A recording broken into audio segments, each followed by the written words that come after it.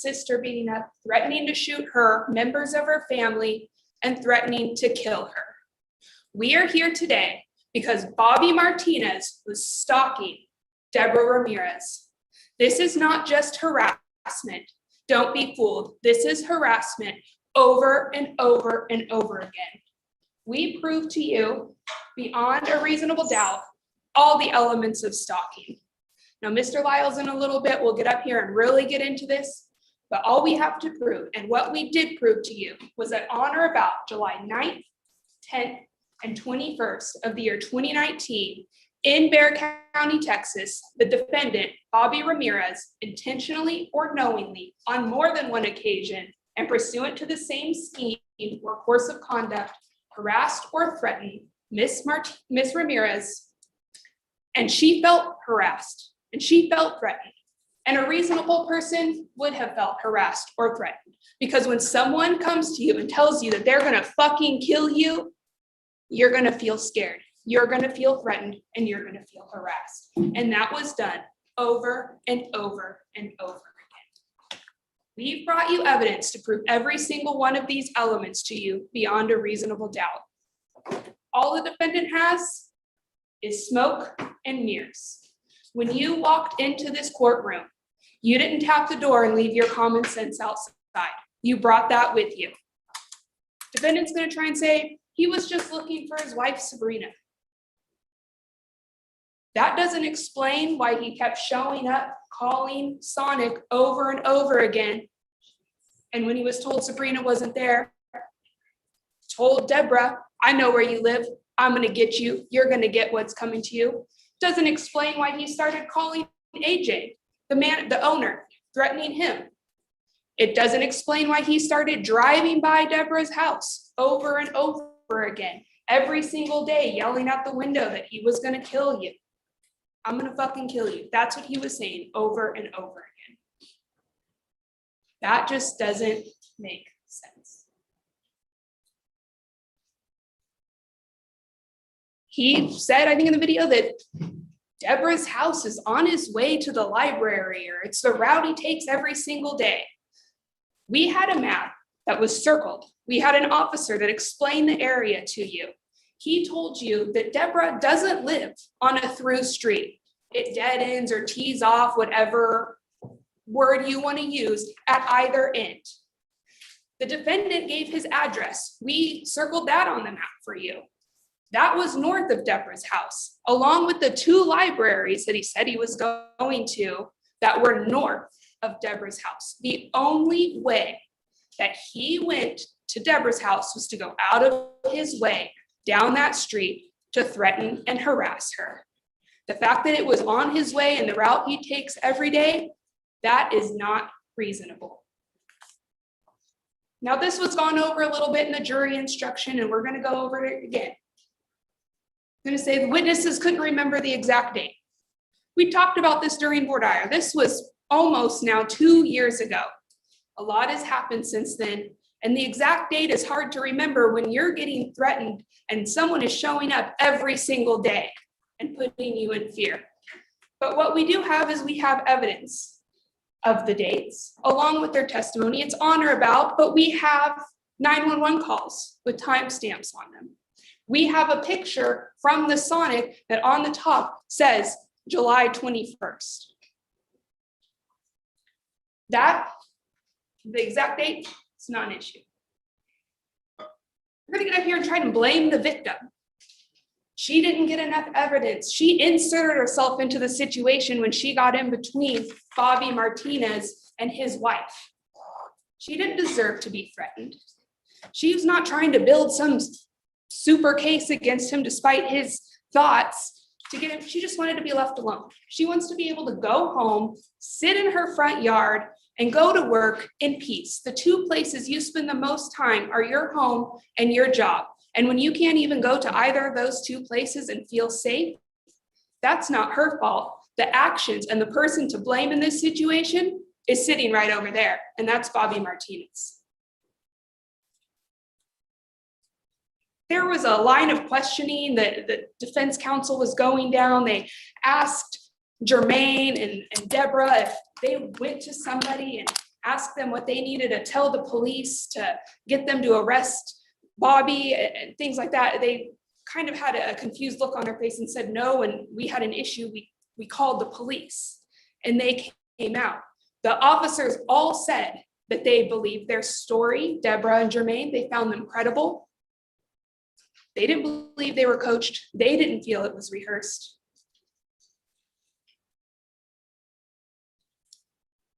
Defense trying to harp on the fact when the police officers did their investigation or that AJ didn't get phone records and there was no GPS tracking.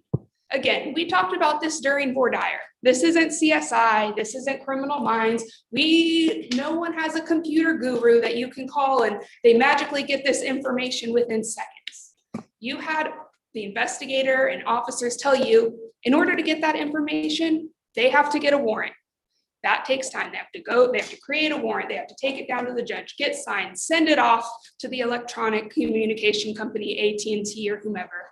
And then if AT&T is going to comply and not want to take it to court and try and get rid of that, it takes time. You had officers and investigators tell you it takes a long time to get those records. And if they can get some sort of emergency to get them quicker, it's something along the lines of an abducted child. They can't just go and get these within minutes and see what's going on.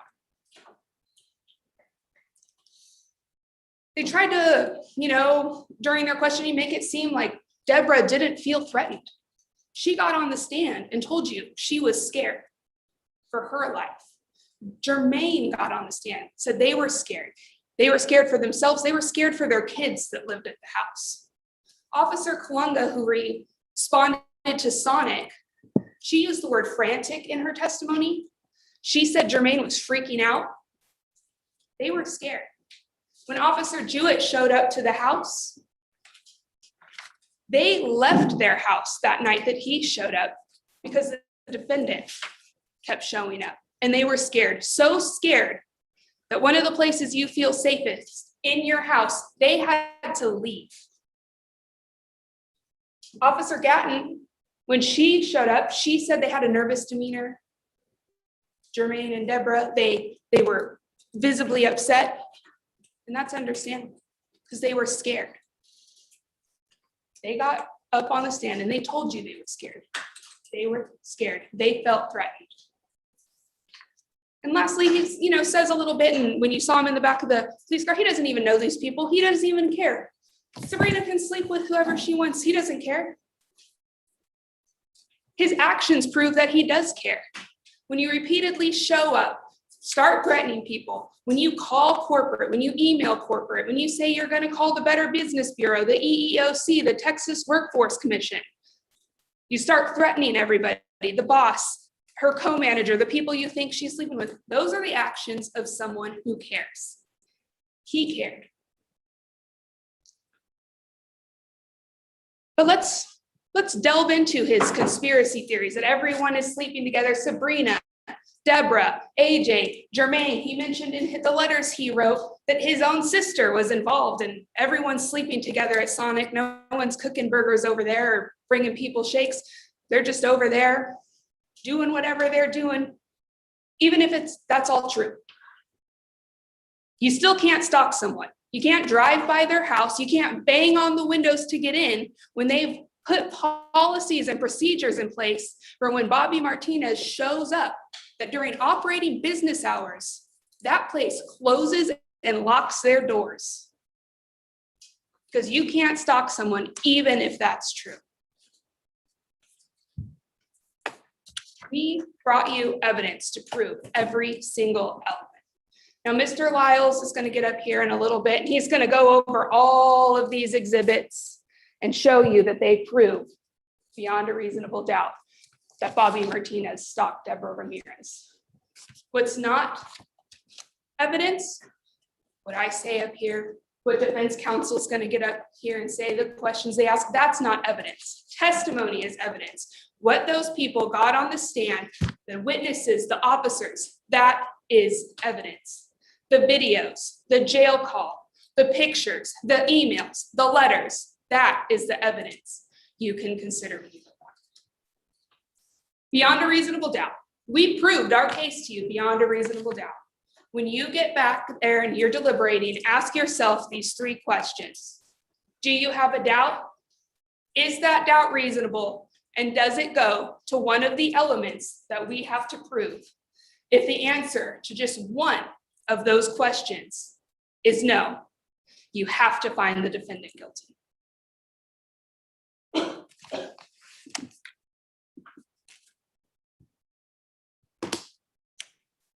May it please the court? Yes, go ahead. Good morning, ladies and gentlemen. On behalf of Mr. Martinez and my co-counsel who couldn't be here today, he's on vacation.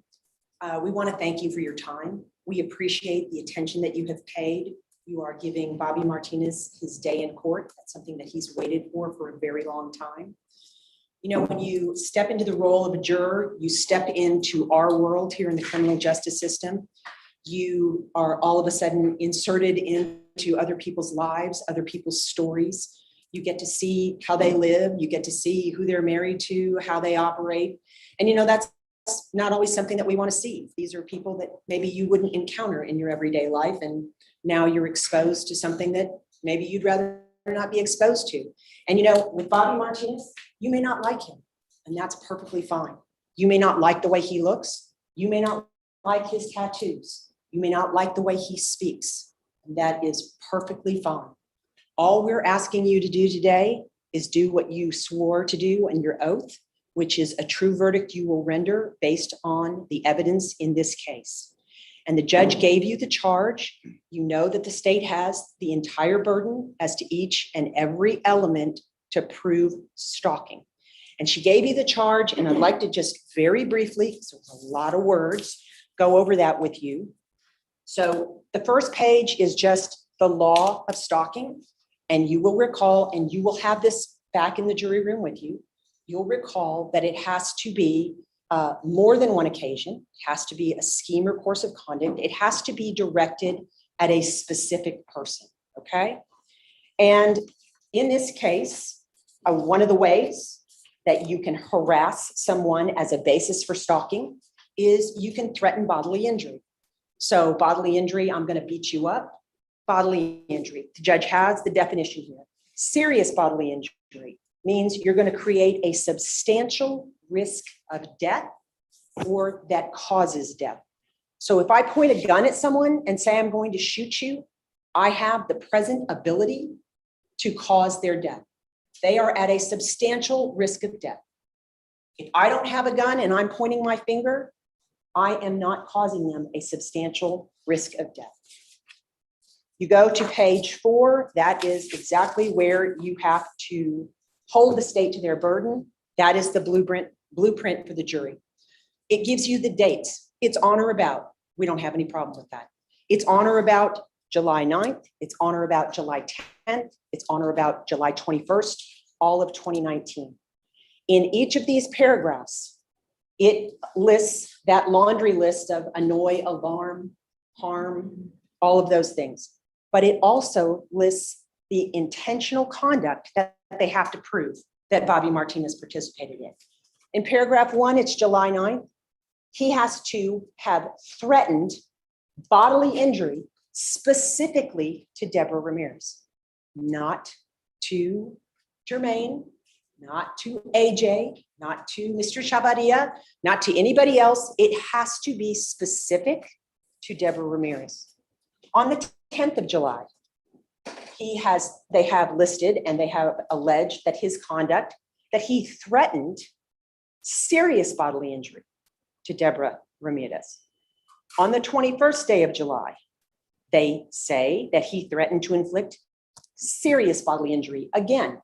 So you have to find one or more, you have to find more than one, instances of that conduct.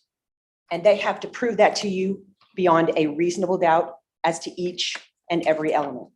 As you keep going through this, if you do not find the elements of stalking, and quite frankly, ladies and gentlemen, we're going to submit to you that the elements of stalking are not here. And I will get into that. Your next job is to go through harassment, which is a lesser included. The judge has that in here. It's basically 4 things. This does not have to be pursuant to a course or scheme. This does not have to be more than one occasion. It can be a one-off, if you will, for harassment. So there are 4 things that the court has alleged under harassment and has given you as the law, which is obscene communications, to shorthand it, threatens to inflict bodily injury, causes the telephone of another to ring repeatedly, or sends electronic communication in a manner to reasonably harass or annoy, and the whole laundry list. So we will be getting into whether or not we believe that even the lesser included offenses have been met here. Our most important page, clearly, failure to testify. We talked about this ad nauseum in voir dire. You cannot, for any reason whatsoever, hold it against Bobby Martinez that he has chosen not to testify. Couple of reasons for that: constitutional right not to testify, can't hold it against him, but also because the state has the entire burden of proof. That burden never shifts. It is always on the state of Texas as to each and every element, and Mr. Martinez does not have to put on a shred of evidence on his behalf. We talked about the burden of proof, and it's very clear in the court's charge that if the state fails to meet their burden of proof on each and every element, then you must acquit the defendant. You can't let bias, prejudice, or sympathy play a part, and your sole duty is to determine whether or not the defendant is guilty under the indictment. Now, the prosecutor in opening 4 days ago, got up and told you, you know what? This is an easy case. This is an easy case. Deborah Ramirez, she doesn't know this guy. She doesn't know this guy. She was just at the wrong Sonic at the wrong time. And, you know, he just came after her and he threatened her over and over. And he did this with the intent to instill fear and to terrorize her. Okay. So here's the thing. We need to talk about Deborah Ramirez as a credible witness to substantiate the state's claims against Mr. Martinez. And here's the problem. So she lied to you, right? Well, she lied to them and she lied to the police. I don't know this guy. I don't know this man. Well, the problem is she'd known that man for years. She'd known that man since 2016. That man had brought her and his wife tacos at Sonic. That man had gone to her child's birthday party. She and her husband had gone to that man, Bobby Martinez's wife's, Sabrina's child. They'd gone to their birthday party. So when she got up here and told the police over and over, oh, I don't know who it is. I don't know him. I don't know him. I don't know why he's bothering us. That's just not true. And that is a crack in her credibility. She tried to embellish, and we talked about that a little bit in voir dire. She tried to embellish, telling you that she lives on a cul-de-sac. She doesn't live on a cul-de-sac. Objection, Your Honor, that's a misstatement of fact. Overruled. That she lives at a street that has dead ends on both ends. That's not accurate. Okay. She wants you to think that he's got no reason to be there but to harass her, just to embellish her story. And that's just not the truth. And, you know, we are going to talk about the dates, because a credible witness talking about the severity of this type of crime, they're going to be able to tell you when something happened, the day that it happened, the time that it happened, even if it happened over and over. And here's the thing, her global testimony, it happened 20 times at my house. It happened 30 times at Sonic. It happened 20 times at my house. It happened 30 times at Sonic. Just a general description of events. And the problem is that the evidence that came out, well, it's going to depend on who you believe, right? So somebody said this whole thing started in April, May, June, July. Somebody else said it started in June and July. Deborah says he's going by our house 2 times a day. Jermaine says he's going by our house 6 times a night. So somewhere between 2 and 6 times a day, somewhere between 2 and 4 months. Okay. And remember, these activities, this allegation of stalking, it has to be directed at Deborah Ramirez. if you're going to allege that Bobby Martinez is banging on the door of Sonic, unless he specifically, and we don't have any testimony to this, is banging on the door to get in with Deborah, then that is not evidence of stalking Deborah Ramirez. If he's there banging on the door, screaming Sabrina's name, that's not stalking of Deborah Ramirez.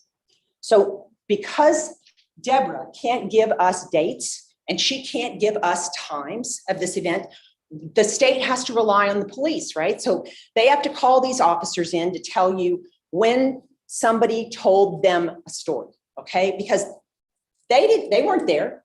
These officers were not eyewitnesses to stalking or to a threat of bodily injury or a threat of serious bodily injury. These officers took reports from Deborah and Jermaine and AJ Guzman and Mr. Chavarria. So the first one that it's not the first one we hear from, but the first date in the chronology is July 9th, okay? And that's the first paragraph in the allegation that the state has to prove is on or about July 9th of 2019, okay? And so there's a 911 call, right? And there's a call to an altercation that took place at Sonic. And you'll remember that they talked about this. This is when Jermaine goes to pick up Deborah at Sonic. She's inside the store. Jermaine is out in the parking lot and he encounters Bobby Martinez. And Jermaine tells you, I got out of the car and I approached Bobby Martinez and they have an altercation. And Jermaine tells you, Bobby Martinez says, I'm going to shoot you. And where is Deborah? I ask. Oh, she's inside the Sonic calling 911. Okay. So I asked Deborah, how far away? Well, I was 2 feet away.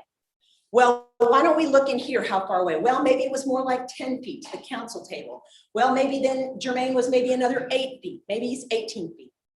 That threat on July 9th, let's say it's true. It's to Jermaine. It is not a specific threat to Deborah Ramirez. It is not evidence that supports the state's paragraph 1. It cannot be considered as such because it has to be specifically to Deborah Ramirez. And, you know, I'm going to tell you, I'm troubled throughout this trial. I'm troubled with the lack of evidence. I'm troubled that you can have a Sonic restaurant franchise throughout the United States and they can't provide you security camera footage. They just can't get it. They get a little bit of it, and we'll talk about that, but they just can't provide it on the days that everybody keeps talking about. Okay? And so there is one snippet. There's a 4-second video of a car driving by the drive-through window at Sonic. You cannot see, and Deborah Ramirez, she agreed with me. You cannot see who's driving the vehicle. You cannot see the license plate number. In my opinion, you can't even see what color the car is. I will leave that to you. But that is not evidence of stalking. Did anybody place Bobby Martinez in that car? You can't even see if somebody is making a gesture. There's no threatening conduct. There's nothing. And that's basically the only video that we have from Sonic. But unfortunately, the downside of that is it tells you that videos were available. So how is it that only that video makes it in front of you? How is it that there's no other video? If he's going there 30 times, right? Whether it's between 2 months or 4 months, but he's going there over and over and over. And that was her testimony, right? How is it that we're not seeing this evidence of him being there over and over and over? And then we would know. We would know if that was directed at Deborah Ramirez. Right now, we don't have that evidence before you. Now, Officer Jewett, he testified kind of later in the day of all the officers. But the reason I bring him up is because he was July 10th. That's the next paragraph. So July 10th of 2019 on or about. But Officer Jewett goes and takes a report. Now this is the report where they say, they get on the 911 and they say, we think he has a gun. And let it be very, very clear. Not one witness, not not Deborah, not Jermaine, not one officer, not one detective told you that anyone ever saw a gun. And Deborah and Jermaine actually confirmed they never saw a gun. And when you listen to those 911 calls, you're going to hear them be a little exasperated with SAPD, okay? They're exasperated that they're not really getting kind of the attention or the expediency, if you will, for somebody coming to their house. So that's when it kind of shifts, and all of a sudden they start claiming somebody has a gun and they're threatening to kill us, okay? SAPD takes that a little more serious. You're going to get a little more action when you do that. And that's what happened here. Jermaine did testify, and I'm sort of taking him out of order because he was right after Deborah. And we got a few things from Jermaine. We got that they sit on the front porch every night between 5 and 10:30, that he usually does not have the front porch light on, that they sit out there every night, that Bobby Martinez would drive by between around 6 times a night, and that the street was about 40 feet from where they sit on the porch. And that's really pretty much, and he talked about the Sonic incident where he was threatened, okay? And once again, there's no weapon. There's no weapon here.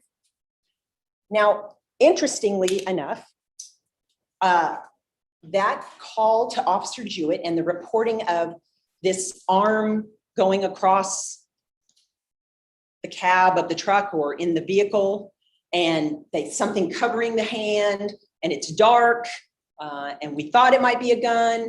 So that's the report they give to Officer Jewett on the 10th. So interestingly, on the 14th, Officer Gatton, that's our young officer who barely out of the academy, she was on phase 3 or something of her training. So she goes and takes the report, and they tell her, oh, well, we previously made a report, and then they reiterate the same story, okay? So I'm not sure why you would call and reiterate that same story, but they did. And in the course of all of that, there is states exhibits 34 and 35. So they say on 911, we're not, you know what, we're not, because they ask specifically, did you see a gun? Because they say, we think he has a gun. Did you see a gun? And then they finally have to say, no, okay. So I'm going to hold in front of you, and you're going to have these in the back room, 34 and 35, which are pictures from the porch. I'm sorry, they're pictures from the street towards the porch at 415 Howard. Pretty dark. Now, on this particular day, when these pictures were taken, the porch light is on. But Jermaine told you they sit out there without the porch light on. It's rare that he turns the porch light on.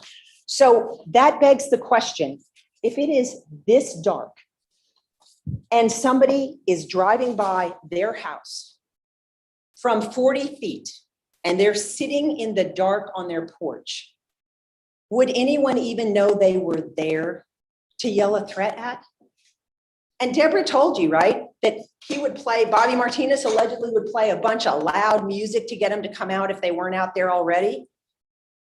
Jermaine didn't know anything about that. So even if they were there, nobody would be able to see them. So it begs the question about the credibility of the report. Something else from Officer Gatton, didn't do any canvassing. Didn't walk next door to see if maybe they had a ring or a security camera. Didn't walk next door to the other house to see if they did. Any of the houses across the street. Nobody asked any neighbors. And I have to submit to you, ladies and gentlemen, think about this logically. If you have someone going by your house 2 to 6 times a day, screaming obscenities, threatening to kill you, threatening to shoot you, somewhere between 2 and 4 months over that period of time, how is it possible in 2019 that someone did not capture that on a cell video, a ring video?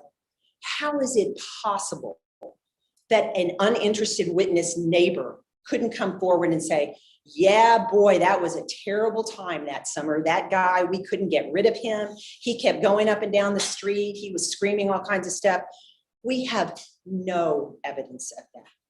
It makes no sense, right? Truth has details. Lies do not. Embellishments do not. And Officer Gatton tells him, you should get a ring video, right? And so we shoot to July 27th. We don't have an officer from July 21st, but we shoot to July 27th, and that's Officer Burns. I think he was the last officer that talked to you. And they call him to their house and they say, so here's the thing. Bobby Martinez pulled up in front of our house. He got out of his car. He opened his trunk. He took something out of his trunk and he got back in his car. And we have a ring video. And the officer's like, awesome. That's fantastic. So he takes this report, and the officer didn't get to see the ring video, but you did. You got to see the ring video. So I would submit to you, and I'm pretty sure you're going to agree. You can see a car pull up.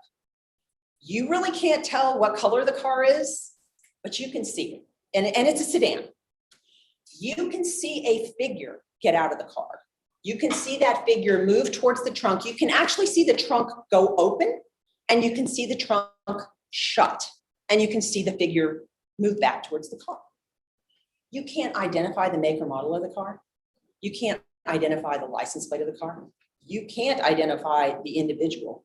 And of note, the person in that video is not screaming, shouting, waving their arms, pointing their fingers, pointing a gun, shooting the finger. There's no threats. This is a very interesting ring video. Unfortunately, it does not support any of the elements of stalking that the state has to prove to you beyond a reasonable doubt on any of the dates.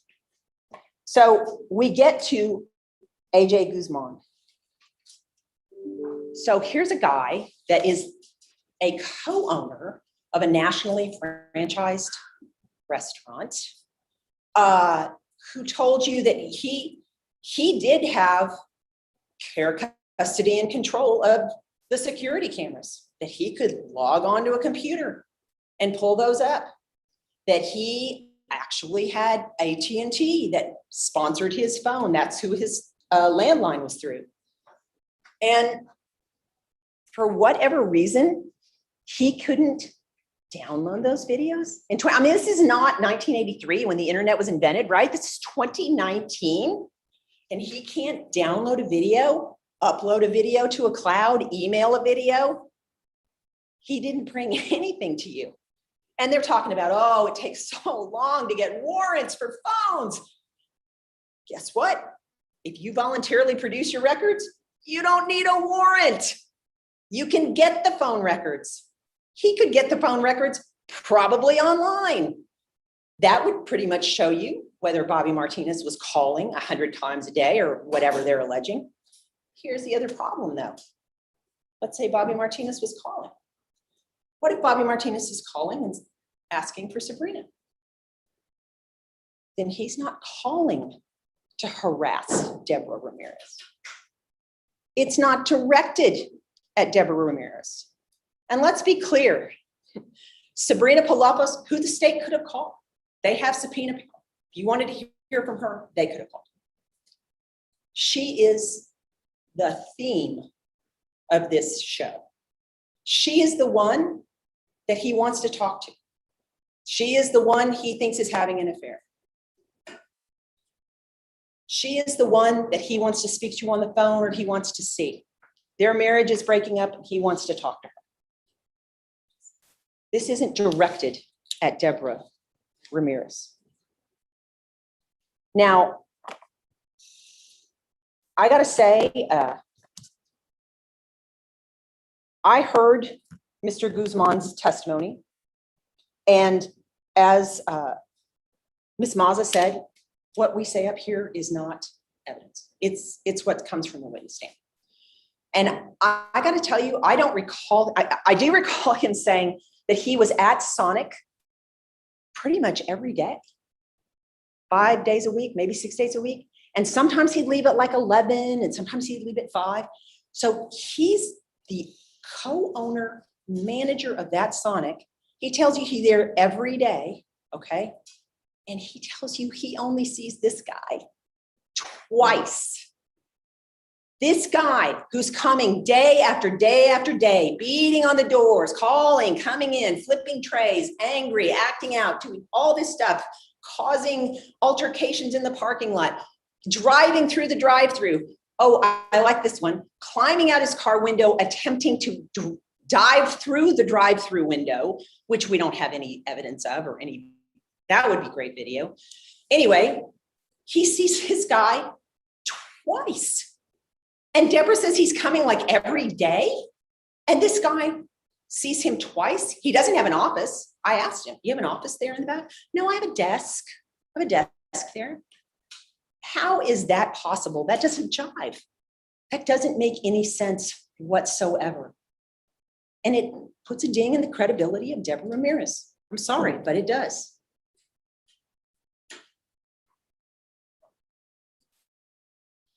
And I don't know, if you're gonna threaten to kill somebody and you're Bobby Martinez, I'm thinking it's gonna be AJ Guzman. I mean, if you're gonna threaten somebody, why threaten Deborah? I mean, why not threaten the guy that you think's having an affair with your wife? Why not threaten to shoot and kill and beat him up? But that didn't happen. Another thing you can ask yourself is, these threats to kill Deborah, shoot Deborah, all this other stuff, why do those only happen in the front of Deborah's house? If he's going to Sonic every day, time and time and time again, he waits. He's this volatile, crazy man, and he tattooed, crazy glasses, going around doing all this stuff there every day, harassing people, threatening people, except he only threatens her when he's driving by the front of her house. That doesn't make any sense. So we talked also about Mr. Chavarria. You know what? He was a very nice guy. Training to be a manager, didn't really tell you a whole lot. Told you the guy was there a lot. Now, he did say Bobby Martinez was there multiple times. He did say that. He threatened to kill Mr. Chavarria. We didn't hear that testimony. He said, sometimes I'd ask him to leave and he would. Sometimes I'd ask him to leave and he didn't. But the one thing that Hendry told you, all about Sabrina. Always asking to speak to Sabrina. Wanting to see Sabrina. Objection, that's a misstatement of fact, Your Honor. So we're going to get to the detectives now. And the theme of the detectives and SAPD is nobody really does stalking cases. We don't really do these. I've had one, I've had two. So Detective Ramirez comes out, right? He takes a statement and he talks to Deborah and Jermaine, okay? And he's there. Sir, did you happen to get any phone records? No. Did you happen to get any ring video or anything like that? No. Did you happen to canvass the area, talk to any neighbors, see if anybody else had security cameras or ring videos where maybe you could see and substantiate these claims that these people were making? No. And remember the kids that they have in the house, children, like they're 12, 14, and then it goes up to 19. Think maybe he could have talked to an 18-year-old or the 19-year-old.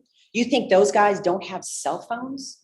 You think those guys don't have pictures or video if somebody's coming by their house 6 times a day? It doesn't make any sense. It doesn't hold water. So he takes down this report and he does get this evidence, which is State's Exhibits 4, 5, and 6. And they are the pictures of a blue vehicle. I believe they said, and I could be wrong, that they were taken from Jermaine's cell phone. And once again, these pictures, they don't support a stalking claim. They don't go to an element of the stalking claim. This is not threatening bodily injury or serious bodily injury to Deborah Ramirez on any of the dates alleged. This is a car parked down the street, a car that you cannot see who, if anybody's driving it, if you can't see who's in the passenger seat, you can't see the license plate. And guess what? It's not illegal to have your car at the end of Halley. It's not stalking.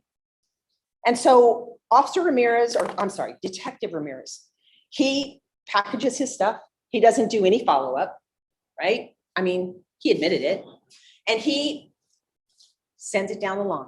Detective Barbara Thomas, very nice lady, retired, can't really remember a whole lot about it. Thinks maybe she asked for the videos from Sonic. Didn't really get the videos from Sonic. She did get a couple of stills from the videos at Sonic, which again begs the question, why can't you get anything else if you can get this? These are states 12 and 13. They're not fabulous quality. You can tell who it is though. We're not going to argue that. And here's the thing. On one of these, he's pointing. We don't know who he's pointing at. And on the other three, he's just there. And that's all there is to it. Unless he is specifically threatening Deborah Ramirez, which there was no testimony of that. Objection, misstatement of fact. Deborah Ramirez testified to exactly that. Overruled. Then that's not evidence of stalking. And, you know, Detective Thomas, she gets her extra still pictures and she packages it up. She ships it to Crystal Ferguson, Detective Ferguson. Very nice woman. And she pretty much honestly told you, we should have done more. We should have canvassed the area. You know, we didn't get the phone records. We didn't even ask for the phone records. She didn't even know whether they'd asked for the videos. She wasn't really sure. And she packages it up because I'm sure she's very busy, and they ship it off to the district attorney's office. The district attorney's office, who employs 150 lawyers and 300 support staff and an army of investigators who could subpoena any of these records to bring to you prior to trial. And it just wasn't done. So they have the burden of proof. Their sole job is to prove on or about those 3 dates that Deborah Ramirez was threatened with either bodily injury or serious bodily injury, right? They have to prove it happened more than once, right? But, you know, we would submit that Deborah has some credibility issues. She's got some credibility issues about how many times this happened, how she couldn't remember how this happened. So let's talk a little bit about that. Do you not think it would be the most important of your affairs if you had a man stalking you, threatening to kill you, threatening to shoot you? You think he has a gun? You have children in the home? Do you not think, is it not logical that you wouldn't be documenting this? And if this guy, I'm sorry, if this guy is coming by, like they're making it sound like he is like clockwork, right? 6 times a night. You telling me you can't wait with your phone out until he comes by? He's going to come by 6 times. You don't think you could sit there getting ready to hit the button to start your video? Jermaine told you he starts about 2 streets down or 2 houses down, pardon me, kind of goes slow. Then he speeds up when he comes in front of our house, and then he slows down and he turns the corner, right? You can't tell me that they're sitting out there every night and nobody gets a video or a picture of this guy? Not the kids, not anyone. It doesn't make sense. It doesn't make any sense. Let's talk about fear, because that's a big one. Talked about it in opening. Miss Meza opened with her close. Fear. Let's talk about fear, which would be the word alarm in your charge.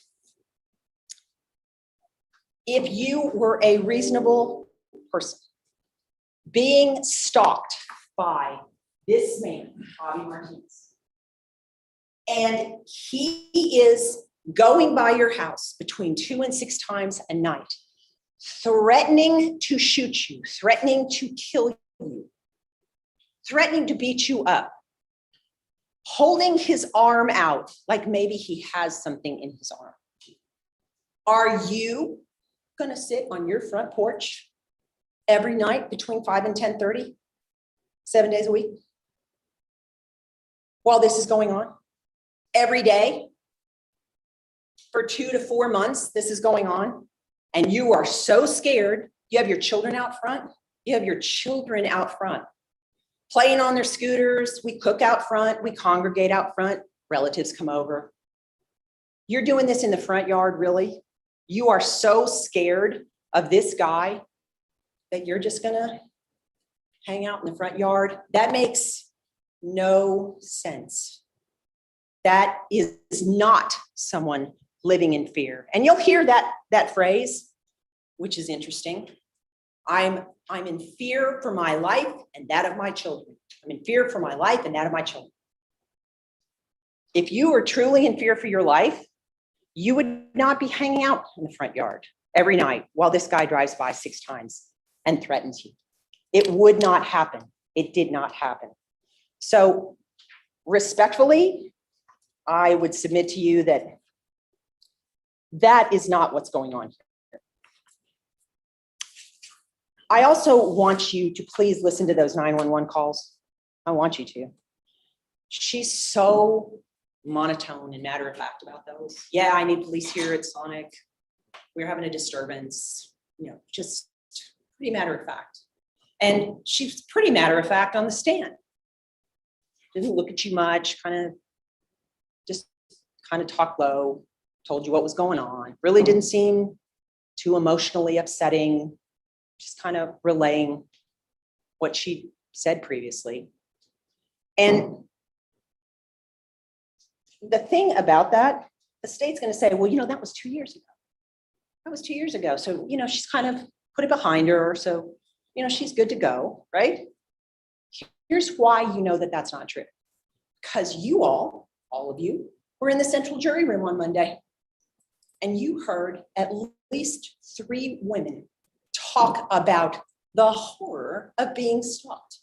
One woman couldn't even stand to be in the room to get through the initial opening statements. She started crying from the back of the room and they had to escort her out when she was talking about being stalked.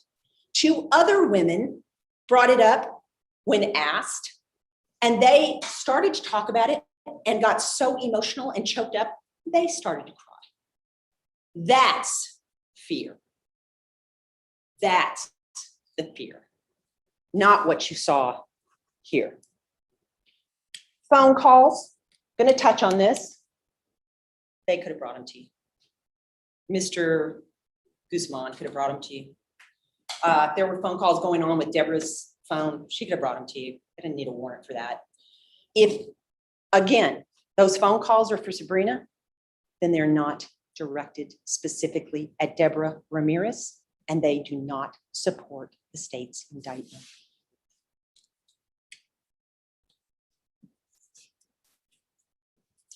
There are some other pieces of evidence. Nice big pile that's going to go back with you. It's photographs. There's a jail call. There's a letter from the defendant to the judge. We want you to read it because it's basically his perspective. Whether you believe it's real or imagined, that's the way he sees it. That his wife was having an affair with all these people and he felt somebody should do something about it. He thought that there was some inappropriate stuff going on at Sonic, and that's why he complained to the EEOC. That's why he complained to the Texas Workforce Commission, the Better Business Bureau. All of that stuff's attached. So this guy who's threatening to kill people is making complaints to the Better Business Bureau. Doesn't quite fit. Doesn't quite fit. The other thing that you're going to find from that mass of letters, emails, jail calls, co-ban, Sabrina, all about Sabrina. It's not about Deborah. It has to be specifically directed at Deborah It's not about Deborah. It's about Sabrina. And the other thing you're going to hear is he just wants a trial. He wants a trial. That's what he wants. So respectfully, ladies and gentlemen, we would submit to you that the state has failed to carry their burden on the allegations of stalking. They can't make this offense. They didn't prove to you threatening of bodily injury on those dates. They didn't prove to you threatening of serious bodily injury on those dates. And you have to, thank you so much, Judge. And remember, for the stalking, you have to find more than one occasion. Sonic doesn't count. That threat was to Jermaine. Doesn't count. It has to be towards Deborah. We would submit to you that he is similarly not guilty of the lesser of harassment because you still have credibility problems with the main witness, the only witness. There's no supporting documentation, no supporting evidence, no supporting videos that backs up threats of bodily injury or serious bodily injury. And remember, ladies and gentlemen, there are no assumptions. In other words, they want you to assume, well, if he did this, if he's parked down the street, well, if that really was him driving through the drive-through and maybe he shouldn't have been doing that. Well, if he was parked at Sonic all the time, that does not go to the elements of the offense. You can't assume Bobby Martinez guilty of stalking. And you can't just feel like maybe he is. I have a sister and she has this discussion with me all the time. She's like, I just feel like that's just not the way it works. That's not the system we have. They have to meet their burden of proof to each and every element of the offense. I urge you to read that very carefully. All the definitions are there. You have everything before you, and we respectfully ask you to return a verdict of not guilty on behalf of Mr. Martinez. And we thank you once again for your attention.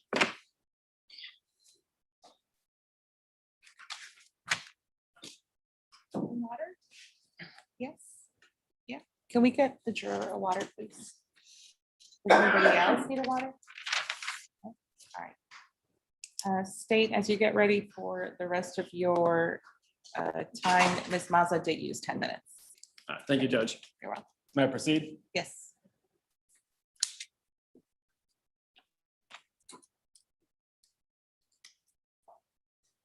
Usually at the end of trial, we get up here, we give some elaborate argument like you just heard from Miss Christian. But I don't need to in this case because this is the best stalking case you'll ever see. 50 times the defendant harassed, the defendant threatened Deborah and her family over and over and over and over again. To the point that Jermaine firmly believed, he reasonably believed that that man was going to follow through with his threat, so he got a gun. I told you in opening, this statute's complicated, but this case isn't. This is the epitome of stalking. Don't make the mistake that I did this morning at 2:30, going over the case over and over again, trying to figure out what am I missing? This seems so easy. It's because it is. The evidence is overwhelming. I'm going to talk to you about some of the facts, the evidence, and the law. I'm going to get through as quickly as I can, but there are some things I need to address. First, we're going to talk about stalking. I just want to make one thing very, very clear. Ms. Moss already talked to you about the elements, but threats, bodily injury, threats, serious bodily injury. There doesn't have to be a gun. That's not a requirement. Saying, I'm going to shoot you, I'm going to kill you, that is good enough. I want to be very clear. Now we have harassment, so lesser included. And it's with intent to harass, annoy, alarm, abuse, torment, or embarrass someone, communicates in an obscene manner, threatens bodily injury, calls the person repeatedly, or, notice it's or, not and, sends repeated electronic communications. Let's be clear. The lesser included of harassment means, yes, he did it, but only once. But if you believe he did it once, that means you believe the witnesses. That means he's guilty of stalking. And all it takes is 2 of those. Twice, that's all it takes. That is stalking. And what stalking comes down to is communicate by words or actions with someone more than once, and that communication was either harassing or threatening. The defendant reasonably knew the victim would feel harassed or threatened, and the victim reasonably felt harassed or threatened. This is not a hard burden, and rightfully so. We talked about in jury selection, the reason we prosecute these cases is because people have the right to feel free from harassment or threats. This Christian may disagree and say, you know what, you don't have the right to be in your front porch, but we do. This is Texas. We have the right to be free from harassments and threats. And Mrs. Caranja, you said, if we prosecute these cases so they don't escalate. This case did escalate. We failed Deborah and her family. Luckily, she's still here to testify, but now we have to do right by her. We talked about the mental states. Intend to harass or know or reasonably should know your conduct will be regarded as threatening. Remember, we infer this from his actions, from his words.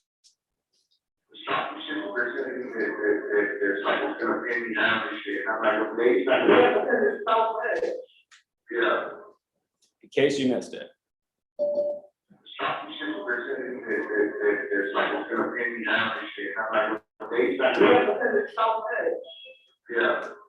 That is an admission. That is a confession. It was so much. The defendant says, yeah, he agrees.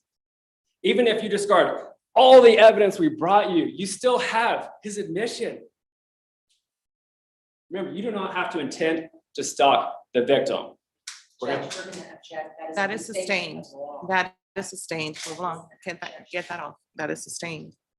It is And- sustained. Your Honor, just to clarify, it depends the intent. Yes, and no, reasonably know it's going to be harassing or threatening. No, sir.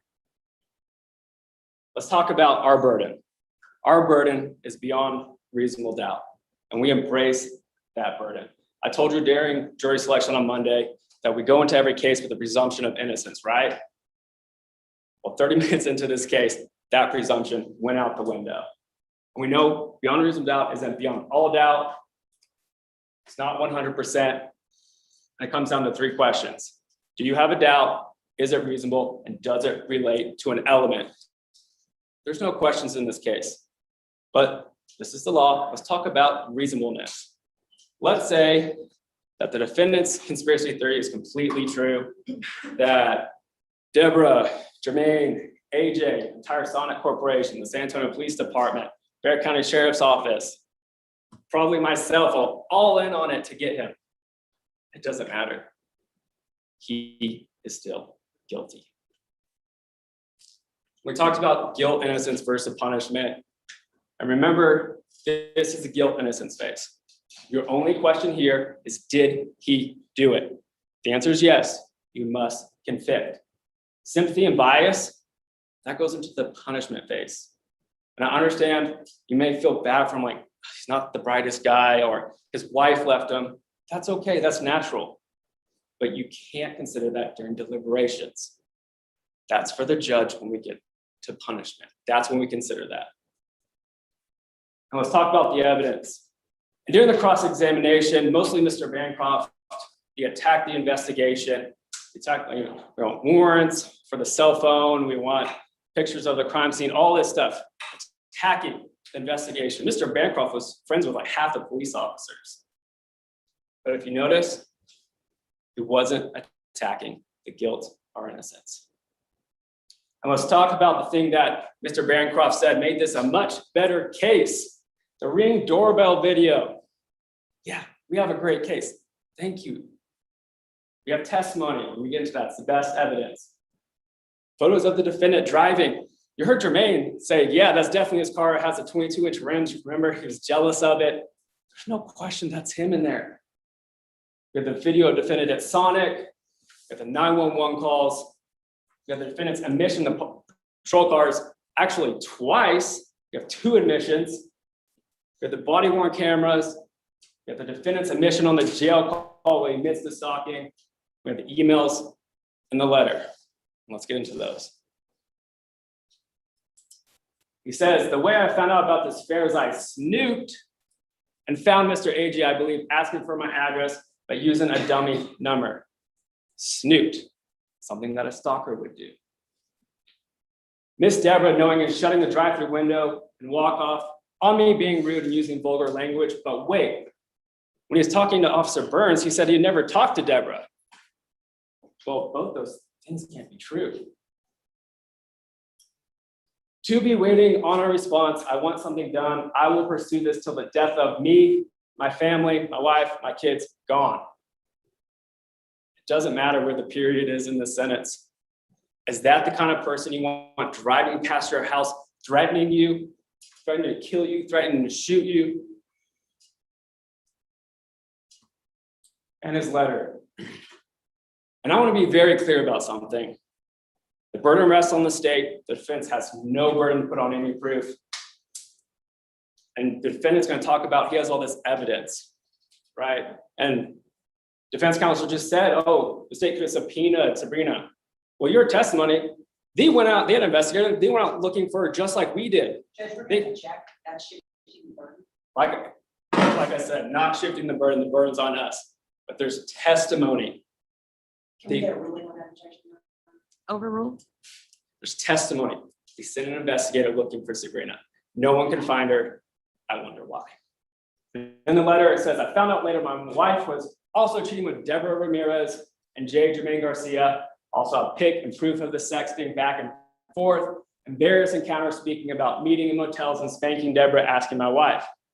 And my question isn't, where is the evidence? Question is, how does he get it if he actually has it?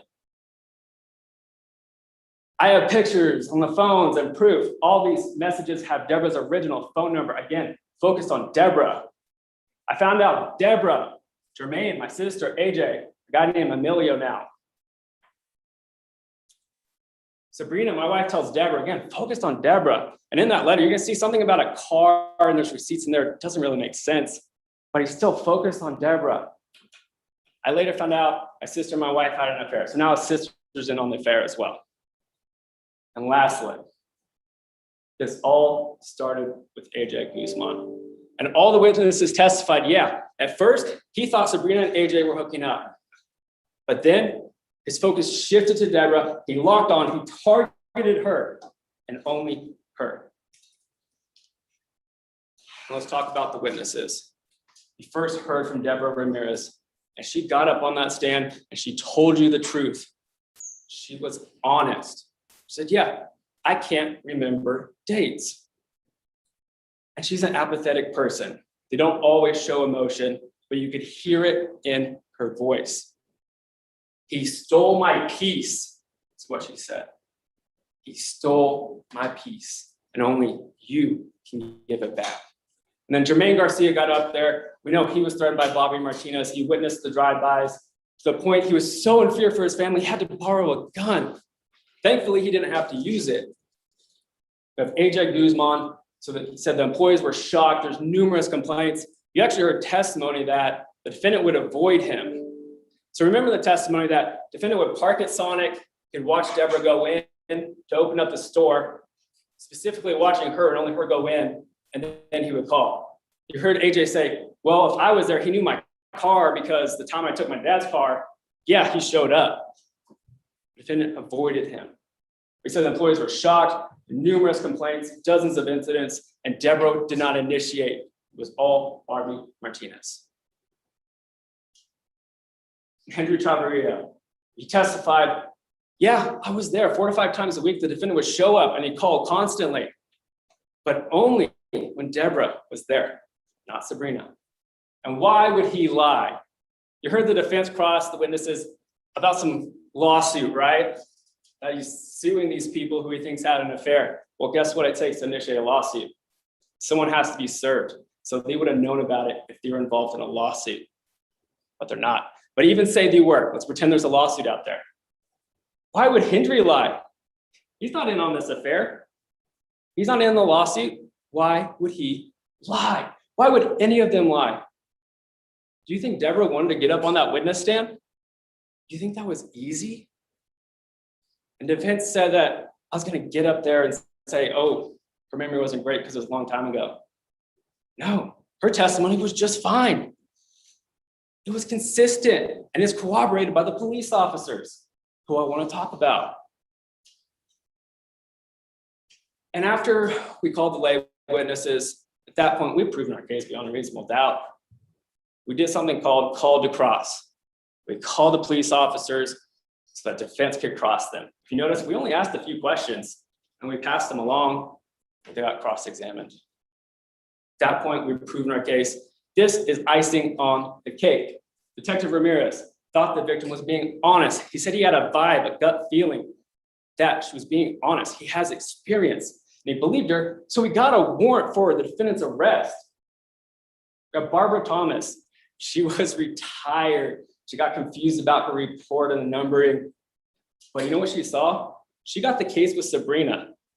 That's how this started out. And even she realized, wait, this has spilled over and he's focused on Deborah now. So SVU, you need to do something about this. Detective Ferguson, again, remember, much better case with the ring video. She testified the defendant had focused on Deborah. Officer Klunga, this was July 9th, responded twice for the defendant harassing and threatening, only wrote a report for terroristic threat. But remember, all it takes is twice to be stalking. Officer Kalunga gave him a break.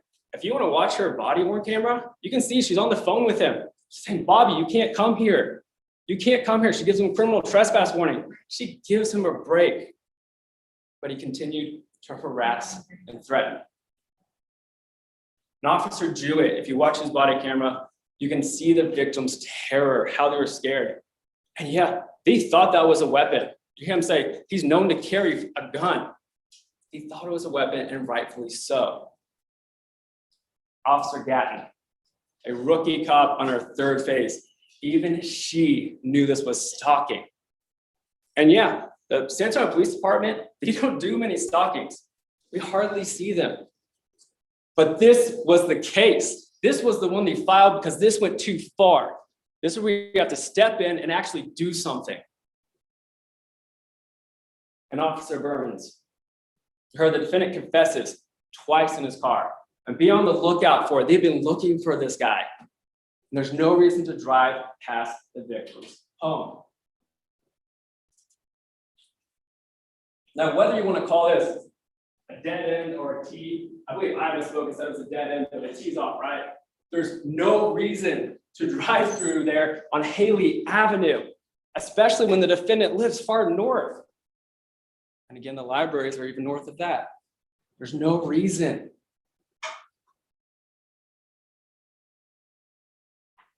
And let's be clear, talked about the heart is 415 Haley Avenue. The cul-de-sac is right across from it. You can see that on the map. There's a couple houses there. It does it really matter? No, but defense brought it up. So let's just address it real quick. So here's the facts of the case. Now let's apply it. On or about in Bexar County, Texas, the defendant. Here, we have this timestamp, July 21st. Remember, it's on or about, doesn't have to be specific. We have a timestamp here, and we have the timestamp on the Ring doorbell camera. In Bexar County, Texas, we know the song's on Goliad. It's here in San Antonio in Bexar County. We had that testimony. The defendant, now he has no new ink on his head, but make no mistake, that is Bobby Martinez. You saw him identified numerous times as well. He was identified in court. Intentionally or knowingly. Remember, we infer from his actions. He drove by and pointed something. He threatened to kill Deborah. Threatened to beat up Deborah. Threatened to shoot Deborah. Showed up around 20 times at Deborah's home. Yes, we have pictures. That's his car. You can see the rims. Showed up 30 times at Deborah's work. Right? He's caught red-handed. He's right there in Sonnet.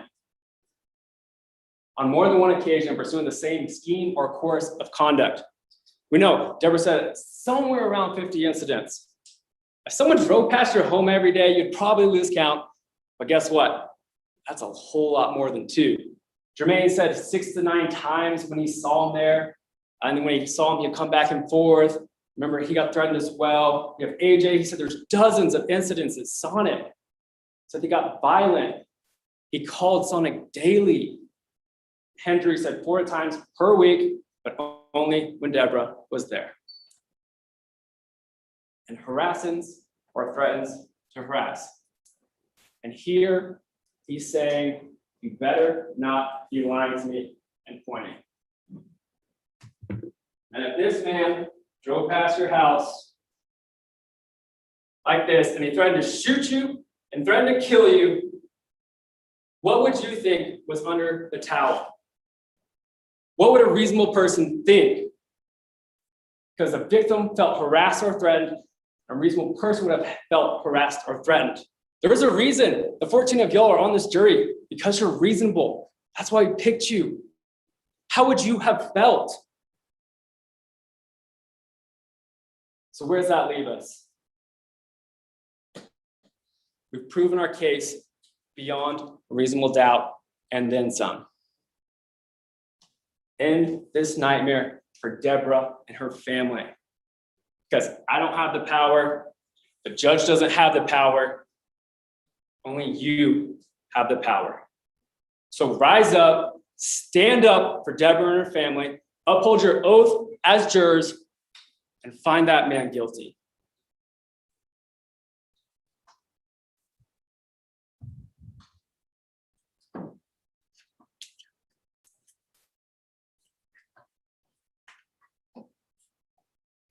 Ladies and gentlemen of the jury, you have all the evidence, you have the court's charge.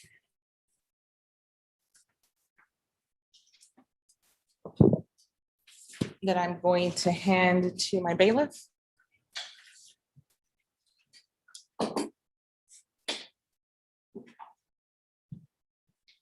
So the first thing that you're going to do when you go to the jury deliberation room is you're going to pick your presiding juror. By 2 alternates, you get your own room for yourself. You don't get to be part of the deliberations. Okay, so we're going to show you where your room is going to be. Once you are all assembled and you are in the jury room and you have picked your presiding juror, then you can begin your deliberations. What this means is you can finally talk about the case, and it will be your obligation to discuss the case amongst yourself. My bailiff is going to give you instructions once you're back there. Your lunch should be here very shortly, so you can work and eat at the same time. All of the evidence that was admitted will be taken to the back. If you need to use the equipment to listen or view a video, we will take it back there to you. Just let us know.